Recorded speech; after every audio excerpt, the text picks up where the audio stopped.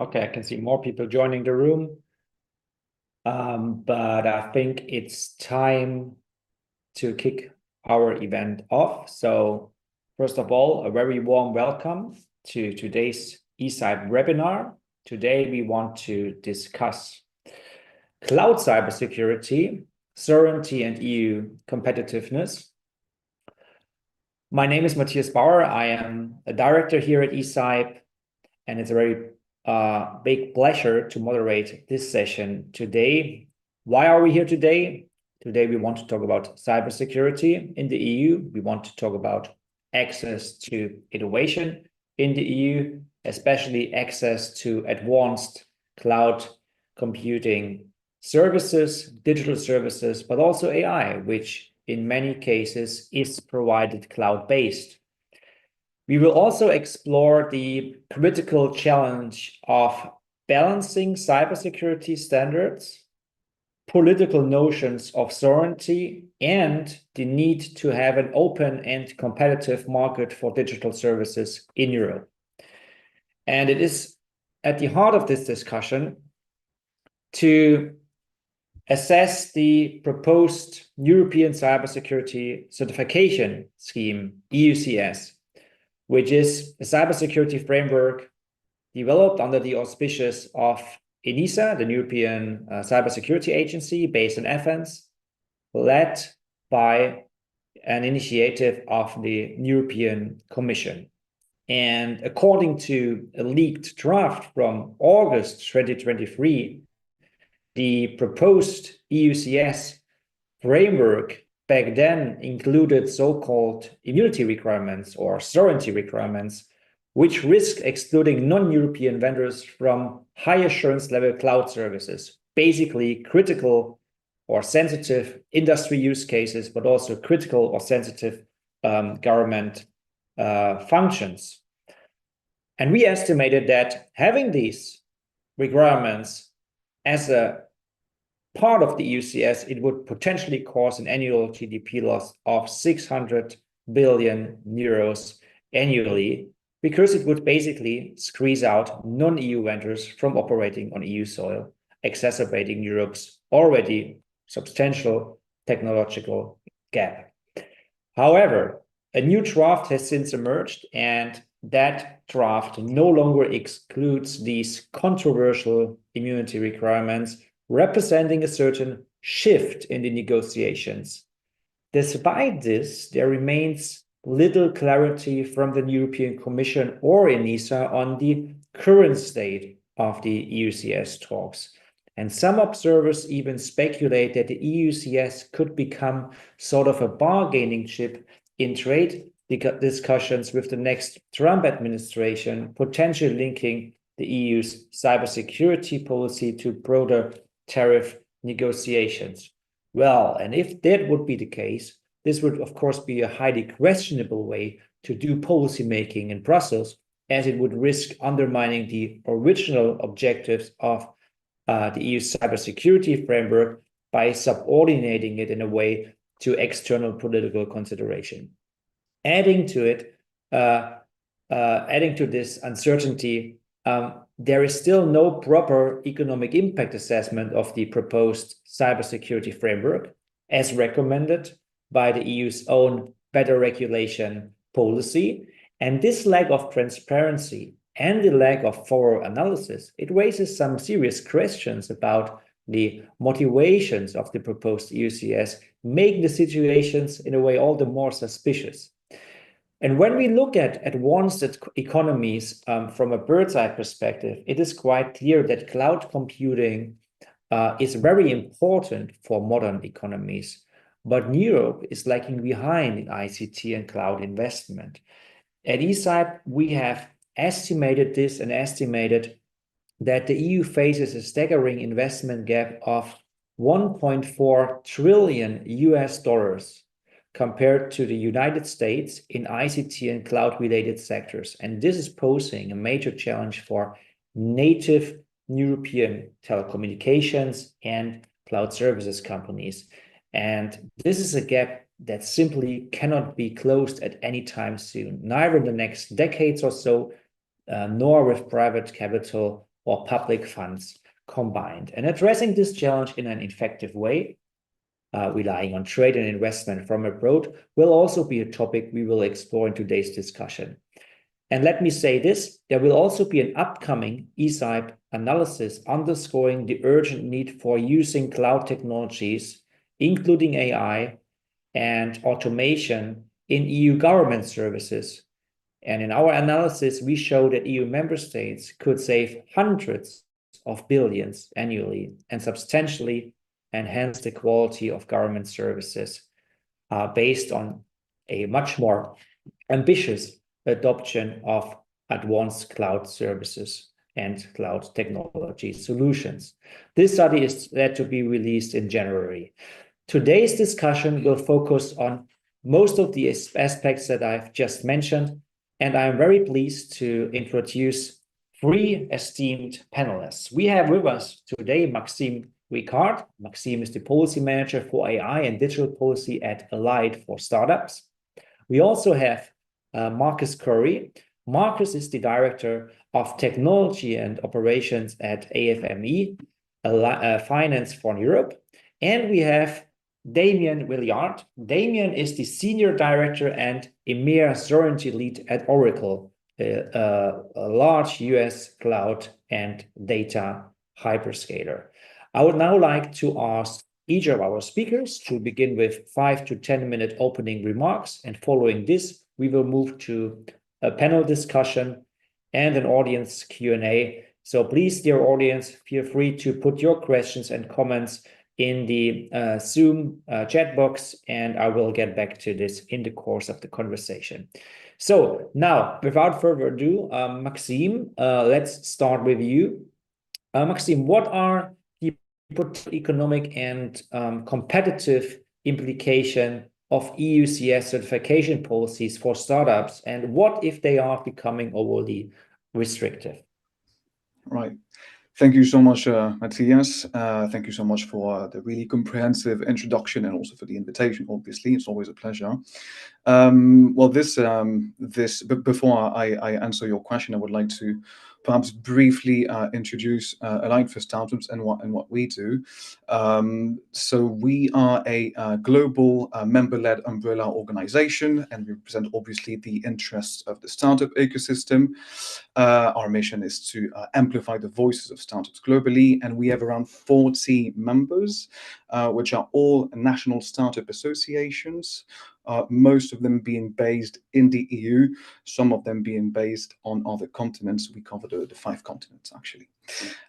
So yeah, that is for Allied for Startups. And to answer your question, I would like first to come back to, well, the main challenges that startups are facing when it comes to EU cloud policy and the EUCS specifically.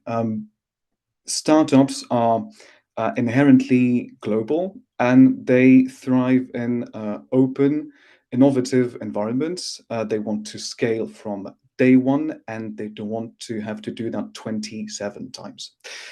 So cloud services are integral to their growth, and they offer both scalability, which is obviously extremely important for startups, and also affordability that empower them to compete globally. Unfortunately, restrictive and fragmented policies, such as potential sovereignty requirements in the final text of the EUCS, can unintentionally hinder this potential. And this is why we at Allied for Startups, we've always strongly supported a harmonized EU-wide framework that balances robust cybersecurity with open market access. We believe that startups always want to access the best solutions available, regardless of the nationality of providers, in order to scale effectively.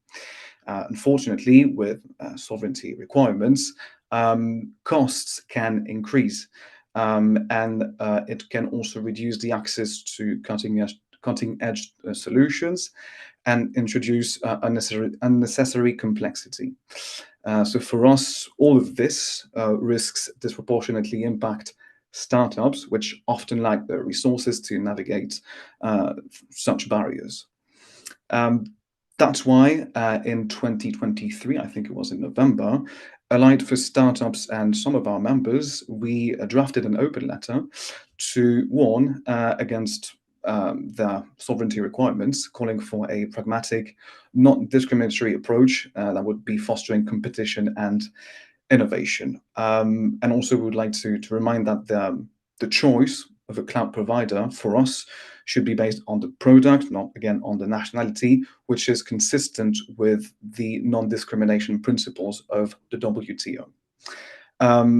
Furthermore, regarding other restrictive measures, like, for instance, data localization or exclusionary certification, all of this, such as just like sovereignty requirements, could create long-term challenges for the EU economy.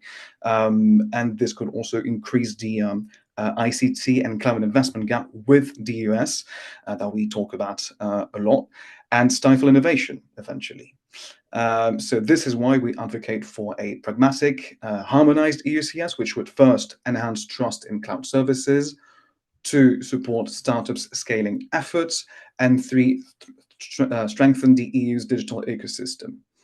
I would just perhaps and conclude my introductory statement by urging again the policymakers to always try and consider the startup-specific interests in the design of cloud and cybersecurity policies.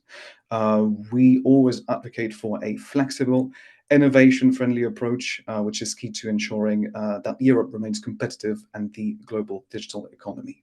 Thank you. Thank you, Maxime. Very good. Let's turn to you, Marcus.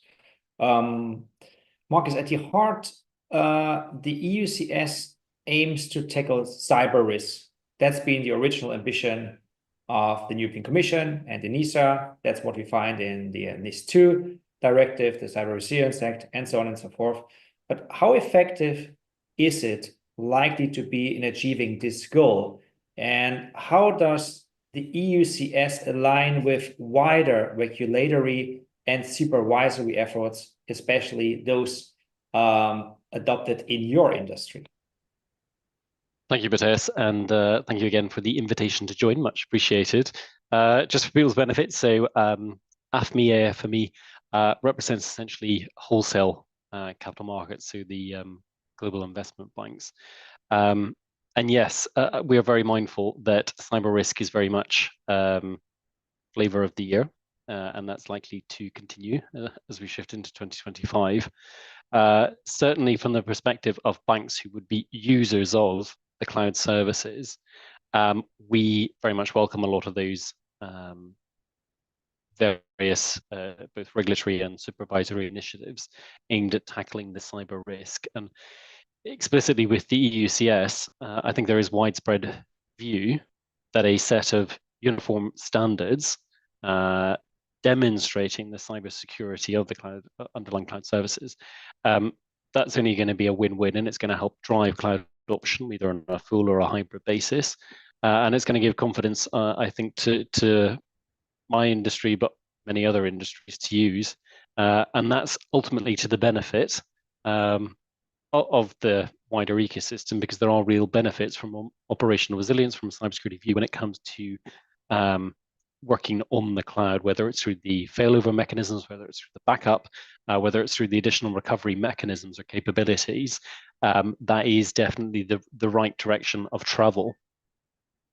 I can also see explicitly with the EUCS as the added benefit of, you mentioned, Matthias, how does this tie into other regulatory frameworks? It has the benefit of teeing up quite nicely some of the incoming regulatory obligations that we're going to see from other policy files. So one that springs to mind is the EU is currently pushing through the Cyber Resilience Act, which is aimed at cybersecurity controls and safeguards at the product level, and sort of embedded within these requirements is a whole set of expectations around manufacturers and distributors, ensuring that there's been a assessment of conformity to ensure that that product has the various or the necessary standards.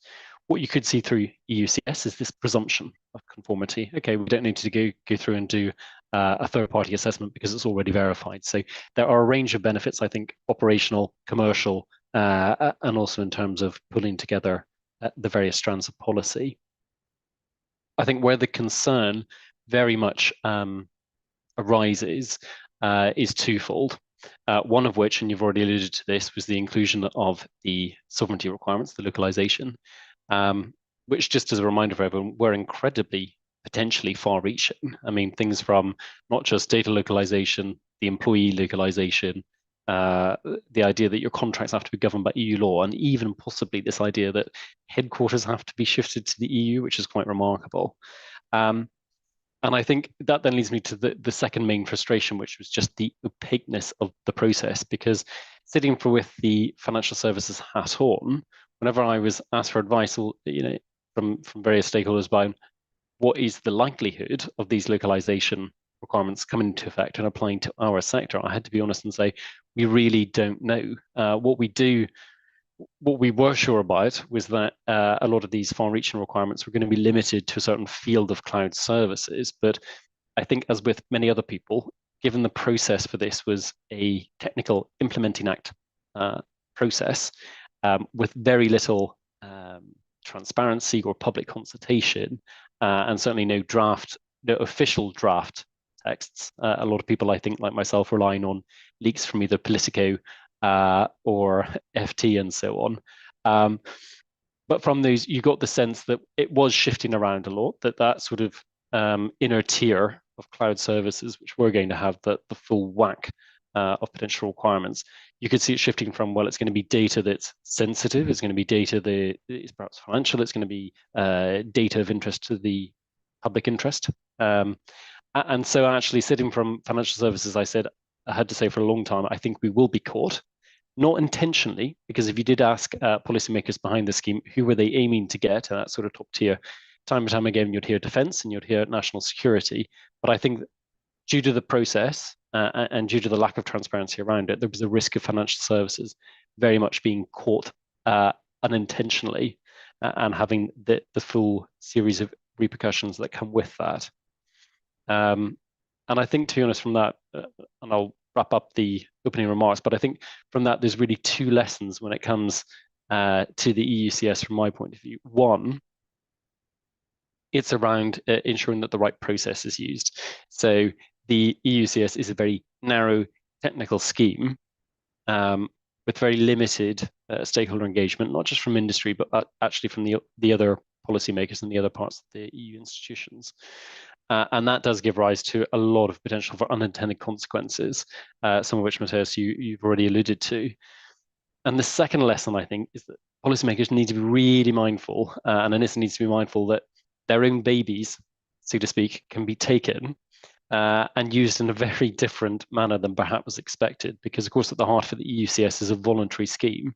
But if you look at these other pieces of legislation, including, again, the Cyber Resilience Act that's coming out from DG Connect, there was these proposals to actually mandate the various schemes, including potentially EUCS, so you could see it being taken off in a different tangent. And I guess our overarching line is then for this to be a success, and if it is going to rightly tackle cyber risk, it will do so by being a purely technical instrument and focusing on the specifications and leaving those wider political discussions that you've talked about for other policy arenas, which are better set up to handle them. Yeah, very well. Thank you very much, Marcus. Allow me one follow-up question. You referred to the need to have a due process. We've received more than 100 registrations, by the way, for this event. So there is obviously an interest among stakeholders in government, in the member states. That's what we can see on the list of registrations, in the business community. But I think also in the European Commission itself, we have many people that registered from the Commission without indicating a certain department. But I can see that there are some kind of uncertainties and concerns about inconsistencies in legislation that is being developed in different strands of the European Commission when it comes to cybersecurity certification. At the same time, we have many people that may not be as informed as you are, Marcus. Could you perhaps give us a quick example of a use case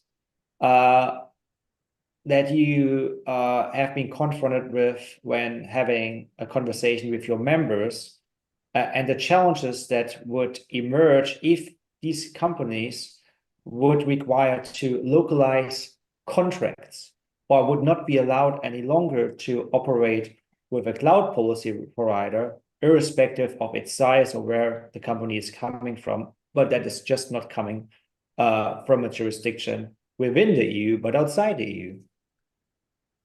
Yeah, I think that's a very good question, and certainly it's still a very topical one, because the latest leaked drafts that I've seen of the EUCS anyway, while the bulk of the localization requirements have come out, there is actually this one remaining one, ensuring that contracts to at least this particular level or category of client services could demand that the governing, or that the contract itself is governed by EU law.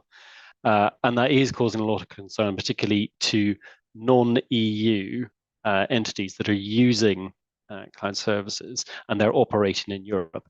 And I say it is causing a lot of concern because typically what these businesses would do is rely on their home jurisdiction whenever it comes to the governing law. And that's just for reasons of familiarity. It's typically when you do it, you want to use your home jurisdiction, ensures that's where you've got your wealth of expertise.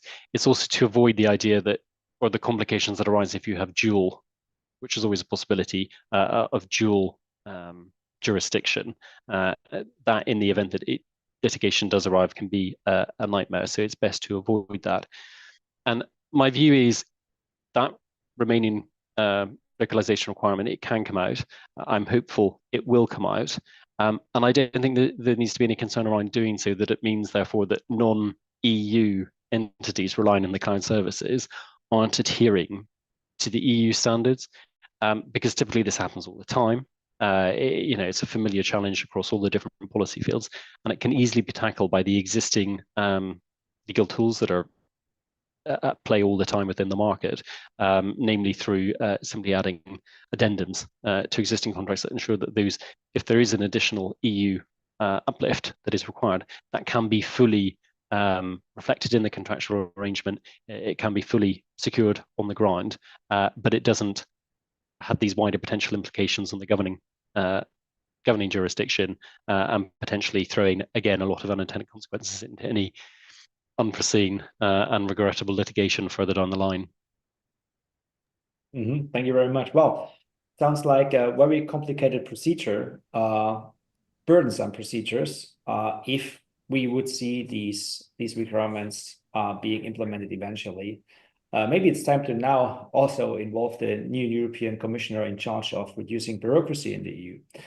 But that may be something for another debate. Let's now turn to you, Damien. Damien, we have this odd debate about sovereignty. There are many notions of sovereignty when you talk to policymakers, politicians, and so on and so forth.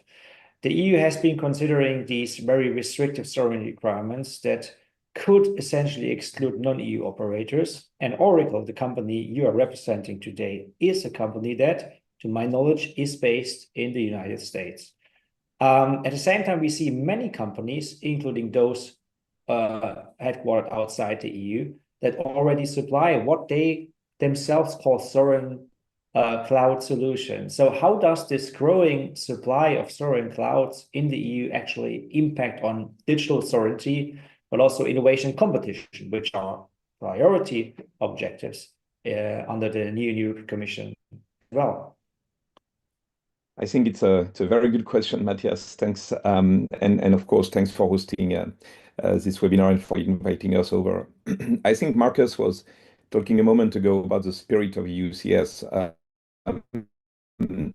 and making sure that what the lawmakers are trying to do is intended to actually be what they're trying to do and not used differently. And to answer your question, it's quite interesting to just remember what EUCS means, right? EUCS meaning EU Cybersecurity Scheme for cloud services doesn't have the word sovereignty in it, right? It does have the word cybersecurity. And we all know that cybersecurity is a topic which is more important by the day. If we want to close that gap that you are talking about in your introductory statement, Matthias, about how Europe is lagging behind, and I guess all of you have read Mario Draghi's excellent piece on this, we know we need to make sure that our governments, our public sector, our industry within Europe and within all 27 member states can access the most cutting edge digital technologies, right? From, of course, all kind of cloud services, but of course, the cutting edge on AI, the cutting edge on 5, 6G, the cutting edge on edge computing, etc. And I believe it is important to make sure that they do it in a very secure way, hence the importance of EUCS, so that they have a knowledge of where the solution they pick stands in terms of cybersecurity. And of course, EUCS also embeds a lot of sovereignty topic. But as you just said, sovereignty is probably the vaguest notion. I'm leading the sovereignty topic for Oracle in Europe, Middle East, and Africa. And when I speak to governments in all of those many different states, in those many different territories, I yet to have met someone who's got the same definition of sovereignty than its neighbors. And that is very true within European Union as well, right? If you ask, I'm from Paris, France, so if you ask the French definition of sovereignty, it's not going to be the same as many other countries, even within the Union, right? So I think what is important is first to remember sovereignty for what? So there are level of data and applications, there are level of sensitivity for which you would want to apply different levels of sovereignty, right? And obviously, are we trying to do EUCS for the most advanced Ministry of Defense of some specific countries, or are we trying to make sure that our industry has a clear scheme to move forward with cloud, right?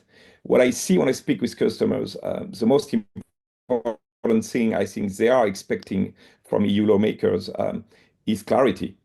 Because the fact EUCS has been dragging for so long has been hampering a lot of innovation, a lot of choices that specifically in the public sector and in governments or in critical infrastructure customers, where they are scared to make a choice because they don't know if they're going to have to revert it within 1 year or two or whenever EUCS or another piece of legislation will be adopted. So I think we really need clarity. So now what does sovereignty means? We spoke a lot about localization. I think every hyperscaler out there, be it American, Chinese, EU hyperscaler, or cloud services providers, all of them have data centers within the territory of the EU. So I think localization most of the time is not so much the question. Question when you speak about sovereignty is most of the time around who is actually operating those data centers. What is the isolation of those data centers that are within the EU territory with the data centers of the same cloud that are outside the territory of the EU, of the European Union? Who is supporting those data centers and those cloud services? Meaning, can my data actually leave the territory of the European Union? And I think that question is key, right? I think this is probably the most important question.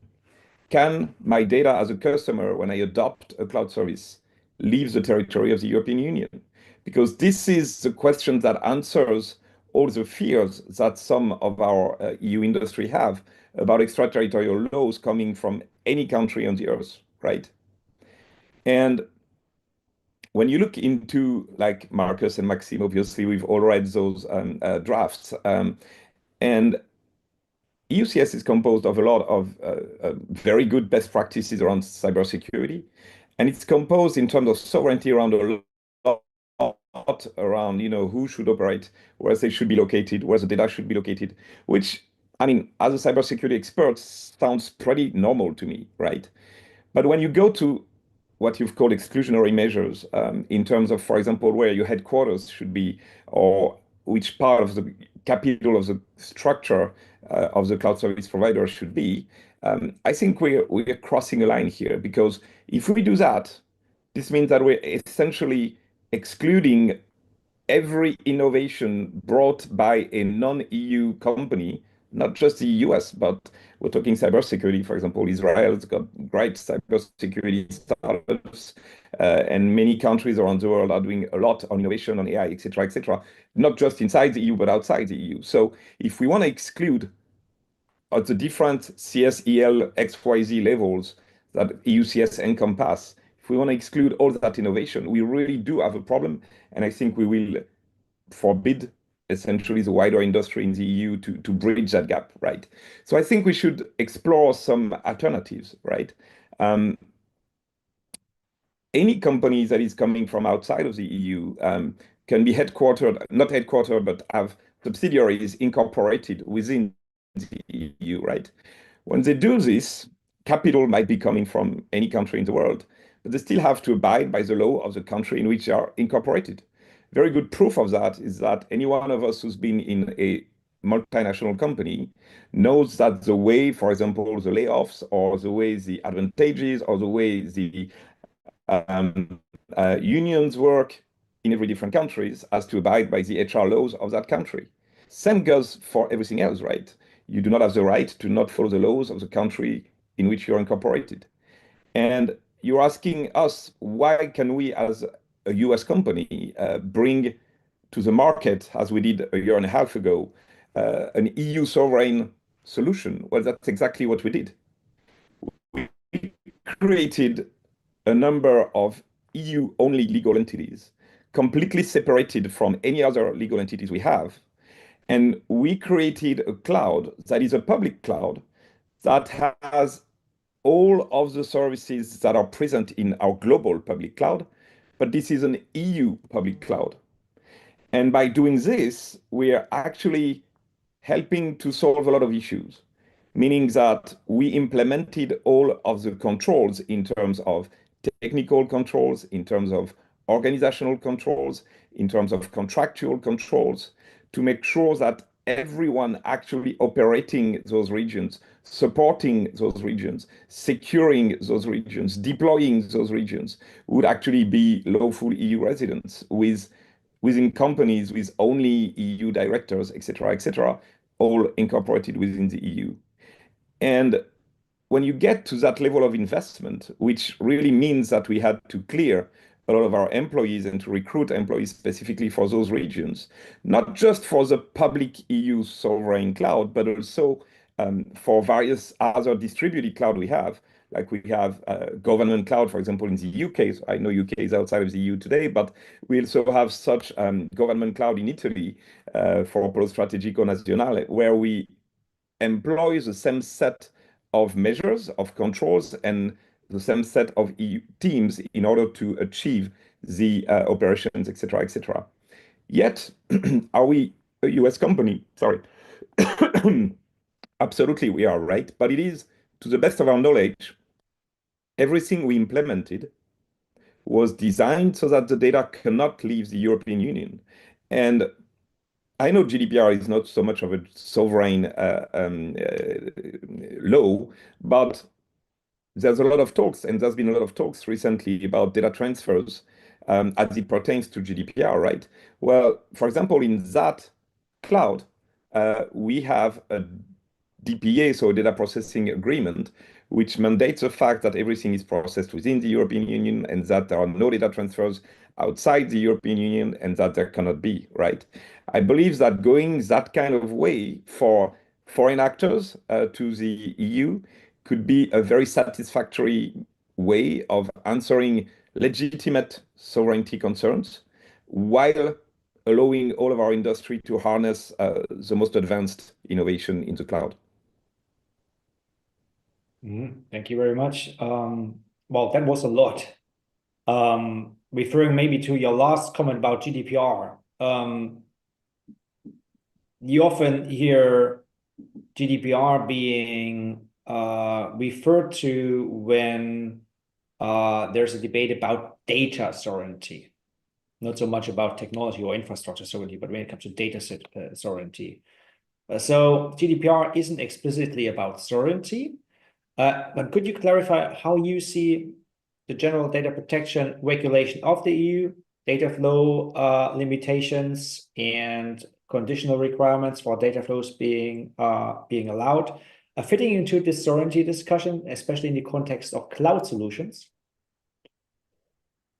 I think it's you're right. GDPR is absolutely not, at least I think it has not been designed back in 2016, 2018 as something sovereign, right? But it is there to protect personal information. And it has, as you know, this notion of adequacy, meaning that the EU and ESA is considering that a number of countries has the same level of protection for personal information. And if they think it's the case, they give an adequacy decisions. And meaning that if the personal data flies to those countries, then it's okay because we consider as the EU that the level of protection will be the same. And of course, we all know about the infamous Schrems, et cetera, decisions between the EU and the US on that point, right? And I mean, we're at a certain point in time today where we are with the US data privacy framework. We all know this could evolve. Where I do think that, in a way, it's interesting in terms of sovereignty is I have a lot of discussions with customers that are concerned about a number of decisions that were made, like against Meta in Ireland or the EDPB decisions, et cetera, et cetera. And they essentially say that what is stated in GDPR, meaning that you should not have any data transfers if it's not for a valid reason and that it's not covered by a valid framework, right? So now that is going almost on the way of sovereignty. While EUCS is not around, companies try to be as secure as possible and want to make sure they fit as best as they can around GDPR. And if the European Data Privacy Board has ruled against some companies because of data transfers outside of the territory of the EU. And when we talk cloud, those transfers can sometimes be because of support being operated from outside of the EU and all those metadata that can fly outside of the EU. Then they are trying to go into a solution where they know they won't have this. And that's also back to the clarity comment I made earlier.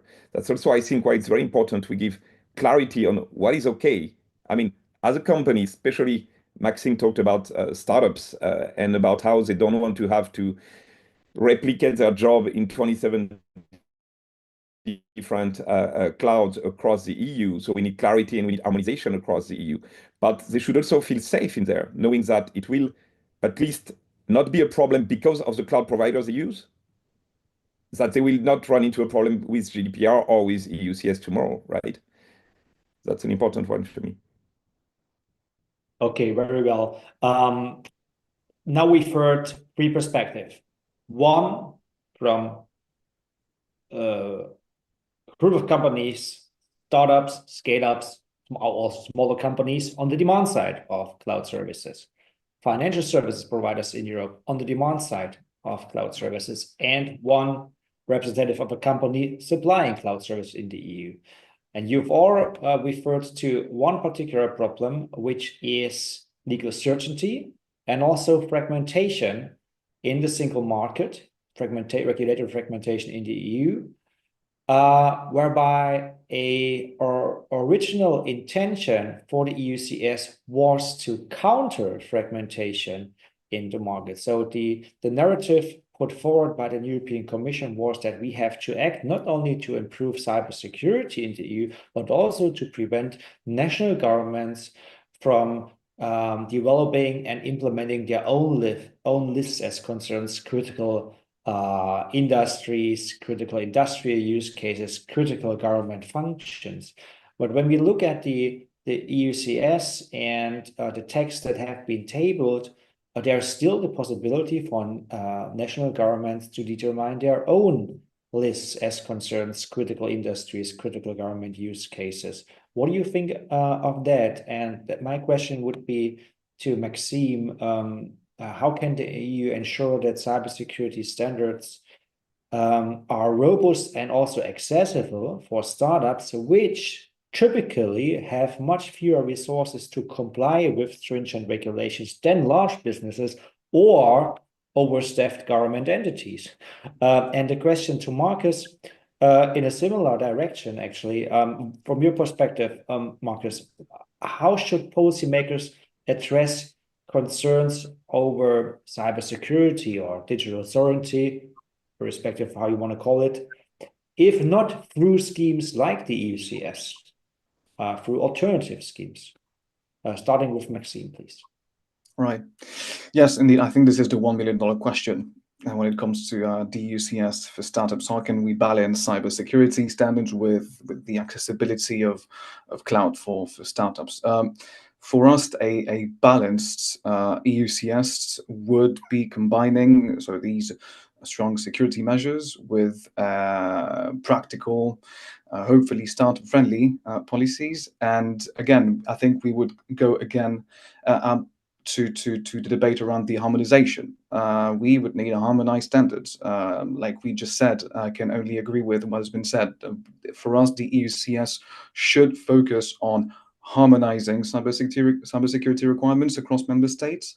It should try to avoid fragmentation as much as possible, because you said it complicates compliance for smaller players such as startups who usually do not have the means to comply, to have a dedicated person in charge of compliance. It was the same with the GDPR. We've got the same debates with the AI Act. So for us, having a unified framework, reducing administrative burdens would definitely help startups operate seamlessly across the EU. In the same vein, we also call for proportional compliance support.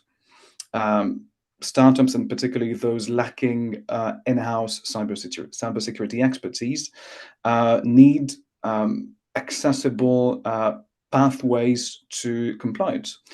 And this includes, for us, targeted training programs, simplified certification processes, and voluntary rather than mandatory schemes tailored to smaller enterprises. And again, talking about the AI Act, because this is a bit usually my topic, the EU has also ensured that startups could access free of charge AI regulatory sandboxes. So there was a caveat for startups in the AI Act, which is actually lucky, because when you look at the AI Act, it's mostly obligations and almost nothing regarding innovation. And the third point I would like to put forward, besides harmonized standards and compliance support, is the need to incentivize adoption as well. And for that, market-driven incentives, such as cybersecurity best practice certifications or cost-sharing initiatives for compliance, we think can encourage startups to adopt robust cybersecurity measures without stifling their growth. So this is, in a nutshell, what we think about that. And also coming back to still this question of cybersecurity and whether sovereignty requirements could play a role in there. We believe that sovereignty requirements could actually undermine cybersecurity, because without the option of relying on a diverse range of providers, startup-owned data may not be as well protected, something that is actually vital to maintain consumer trust. So yes, this is our position in a nutshell. Thank you very much. I very much like the idea of market-driven incentives. You referred to cybersecurity certification frameworks that already exist, not only in Europe, but also outside Europe. Why don't we see much more of a kind of a harmonization that could be encouraged by governments or by private sector stakeholders? It has been addressed in this debate. Obviously, there does not seem too much appetite to follow this path. Not yet, perhaps in the European Commission. We will see. This could be a topic for a next event. Thank you very much. Marcus, please. Yes, thanks. So I think the question for me, what's the right way to tackle sovereignty? It's a particularly thorny one that I'm going to slightly sidestep, because I'm certainly not qualified to sort of weigh it on the balance. But what I would say is it all comes down to what's the process that you're going to use and making sure that the right one is. So I've already spoken around how a technical implementing act is not the right vehicle to facilitate those discussions around sovereignty, and where you try and wedge it in. I think that's where the unintended consequences arise, and it's where unforeseen things. I saw one of the comments in the chat box was, again, if this scheme's voluntary, why are people so concerned? And it's because, yes, this little scheme in its own, it is voluntary. It's these other primary pieces of legislation that are going around in the background, such as the Cyber Resilience Act. It is then explicitly saying we're going to start ranking products. Some of them are going to say are critical products, important products, and we're going to mandate that if you want to use those products, you ensure that there has to be a cybersecurity certification scheme alongside it. So it's not that the scheme itself throws up these issues. It's when you put that as a little technical scheme into the wider picture with those other remember overriding level 1 primary legislation that you're seeing the mandate, and that's where you're seeing a lot of the concern rise. But what I would just add is that the other benefit of going to the level 1 and using primary legislation to have these debates, which are incredibly sensitive around sovereignty, is it does help to reduce the possibility of that sort of unintended consequence. And the example I give here is DORA. So we've just had coming through, it's going to come live on the 17th of January 2025, the Digital Operational Resilience Act. During some of the early discussions on that regulation, there were similar proposals around essentially localization of different things, data or operations. Because that was subject to the full scrutiny, it had much more input. Some of the potential drawbacks were thrown out, brought to light, and thankfully those localization requirements were then withdrawn. And instead, when it came to, well, how do we address third country providers of a critical nature who might present risk, they were able to come up with an alternative avenue for tackling those risks. In that case, it was particularly through designating certain providers as a critical third party and making this new critical third party regime that should be up and running by sort of they're saying the end of H2 next year, that it has a whole set of oversight requirements, including a section on third country oversight, whereby there can be that cooperation and that mechanism to work with the third country authorities on tackling some of these risks which are really driving the entire debate around sovereignty. And actually, I've just come from an event with the incoming head of the critical third party oversight regime, and it's very clear that he intends to make use of his powers and his discretion. So I'm pretty confident that those are robust incoming mechanisms that will be able to tackle some of those underlying concerns. Yeah, very good. Yeah, a brief comment from my side on Alex's comment that you already referred to, Marcus. I think we would not have this discussion if the EUCS would be entirely voluntary, but there are provisions in the NIS2 directive, the Cyber Resilience Act, from which obligations can emerge that cybersecurity certification has to be adhered to in case of certain critical industry use cases or certain critical government use cases. I have put a link to a study that we released about a year ago, in which we explain the legal background and the implications of the legal framework that is related to the EUCS and the other way around, obviously. Damien, there's one question that's been addressed to you. To what extent are sovereignty requirements, including creating new national subsidiaries, to what extent do they increase the cost of your cloud offerings? A very good idea, a good question, pardon. Not a good idea, obviously. And relatedly, do these controls impact the type or quality of cloud services that Oracle, potentially also other non-EU vendors, can offer in the EU market and elsewhere? For example, do EU customers have access to fewer computing capacity or cybersecurity analytics than US consumers? Cybersecurity analytics, a very good point, because there has been the argument that you would, in a way, disintegrate global cybersecurity detection, value chain, and information loops. What would be your reply?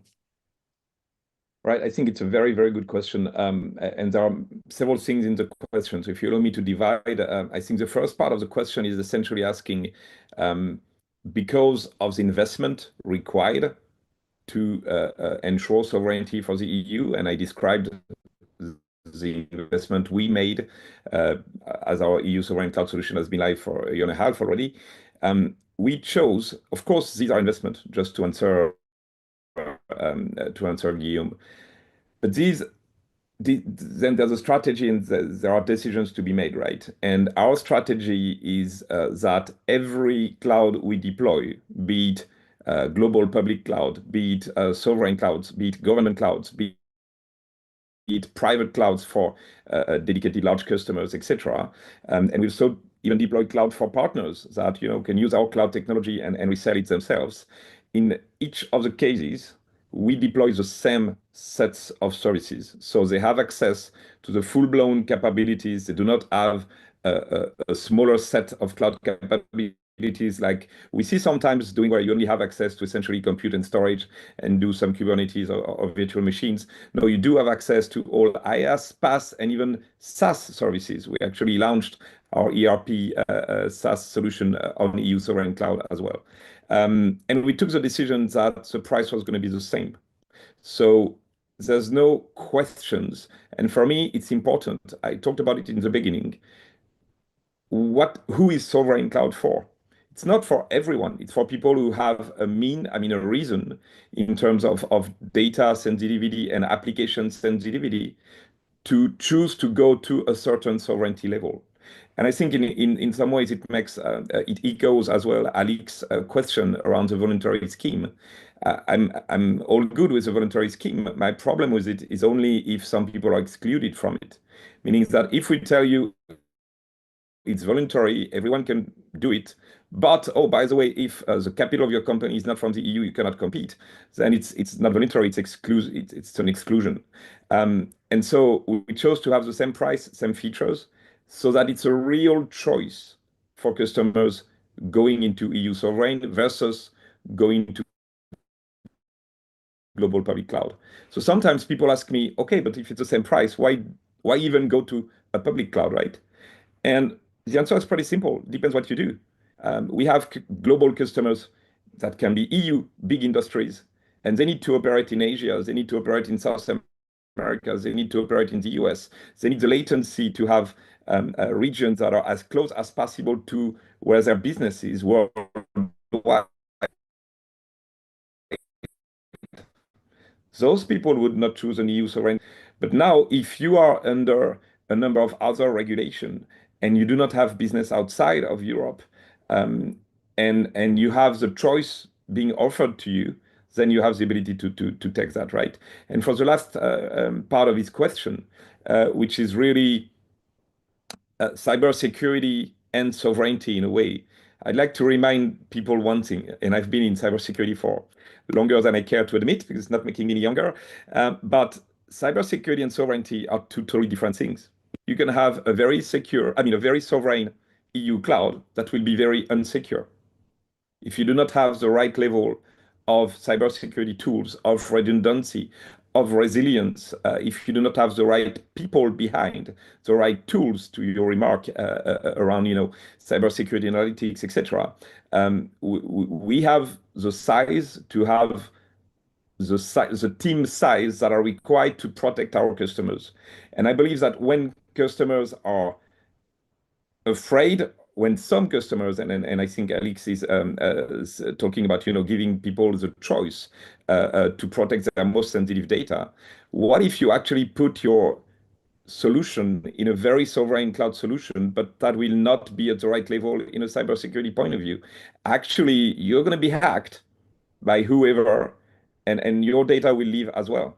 So I think it's really important to think that you need to be on two legs here and have the best cybersecurity and the best sovereignty together if you want to really be protected.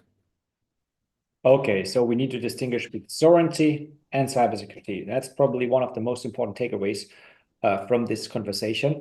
We need to come to a close. Let's have a final round of comments. We hear that many DGs in the new commission will do things differently compared to what they did and where they set their priorities in the past term. What would be your brief wish list for the next commission, including those strands of the commission that are in charge of sovereignty and cybersecurity files? Maxime, you first, please. Yes, thank you so much. First, sorry, I would like to just come back quickly on what Damien said. I completely agree with the fact that indeed the problem is not because of the voluntary nature of the nature of the EUCS, but rather about the exclusion. So yes, I completely agree with that. Regarding the wish lists, the Christmas wish list for the DGs,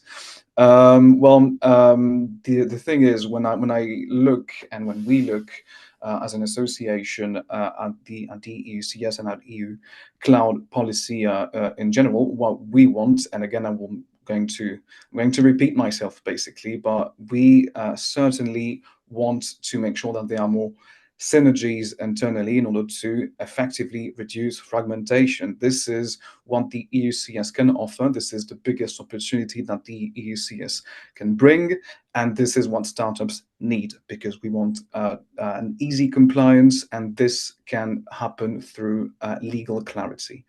And obviously, I will again repeat myself, but for that to happen, we would need to avoid sovereignty requirements, because again, coming back to what a startup is a small, scalable, innovative company. Scalability is essential for startups, and if indeed the EUCS integrate sovereignty requirements, well, that scalability will be hindered. And when we see the numbers, when we look at the numbers, we see that the cloud services are increasingly used by European companies. So sorry, I'm not even answering your question here. I'm going full again on the sovereignty requirements. But these are my last words. Also, perhaps adding that we really need a fast implementation of the EUCS text, obviously without sovereignty requirements. But there is hope, we think, first of all, because we've got a startup commissioner, which is not nothing for us. Obviously, this is something I've been asking for a lot. So hopefully, internally, the DGs will be coordinated around startup-friendly policies. At least this is what we want. And also, we know that Mrs. Virkkunen, so the Executive Vice President for Tech Sovereignty, committed to accelerating the adoption of the EUCS. So we can only be happy about that. Thank you, Marcus. I'll be very brief. My hope for the next one, hopefully it doesn't sound too unambitious. My hope for the next commission is that there'll be some sort of holistic review or stock take of everything that's in place. Because unfortunately, the last commission, understandable why, but there was that temptation for everyone to do something on cyber, whether it was the ECIPE with their brand new cyber risk stress test, whether it was the DG FISMA with DORA and its entity-based regulation, whether it was DG Connect with its product-based regulation. You had the pre-existing EBA risk management guidelines, et cetera, and I understand why everybody wants to be active in this area, and there may have been, in theory, nice ideas as to how to get them, product versus entity. But the reality we can already see is that there is a lot of overlap. There's a lot of blurred lines. Some of these new initiatives, parts of them work, parts of them didn't work. And I think just what we hope is that there will be a stock take on how do we condense, how do we harmonize, bearing in mind that a lot of what has been commissioned in the last 5 years, it's only really going to enter into force and fully come to fruition sort of 2027, 2028. So let's make sure that that is fully and properly embedded before we jump off on a range of new things. Okay, very good. Thank you. And Damien, final word to you. Well, as an EU citizen, my Christmas wish list would be to make sure that in the coming years, we would close that gap back with the US that you talked about in your introductory statement. For this, I think it would be very preposterous of us EU citizens to think we can do without using the innovation that is going outside. That's why I'm all for sovereignty requirements. I think for a certain level of data sensitivity, application sensitivity, this is absolutely normal, but it should be restricted to those specific applications, and it should not exclude anyone to compete. I think saying that if you're not headquartered in Europe, you cannot bring a secure and sovereign solution to Europe is a mistake. Okay, very good. So I hear a lot about avoiding fragmentation, avoiding discrimination, and engage in a stock taking before moving ahead. So a big thank you to you, Maxime, Marcus, Damien, for engaging in our conversation today. A big thank you to our audience for staying with us for more than an hour now. As discussed, I think more transparency, broader stakeholder input, and a comprehensive impact assessment. I think all that is essential if the framework will extend beyond voluntariness. Well, at ECIPE, we believe that in fostering an informed debate on issues like these and many others in trade and technology policy is important. We encourage you to stay engaged with our work, to stay engaged with the work that's been done by associations like Allied for Startups, AFME, and companies like Oracle. So thank you all for joining us, and a special thanks again to our speakers. A recording of this session will be put on YouTube and will be shared with you shortly. You can also access it via our website. And me and my colleagues very much hope to see you soon at future ECIPE events. So have a nice day. Thank you very much. Thank you very much. Thank you. Bye.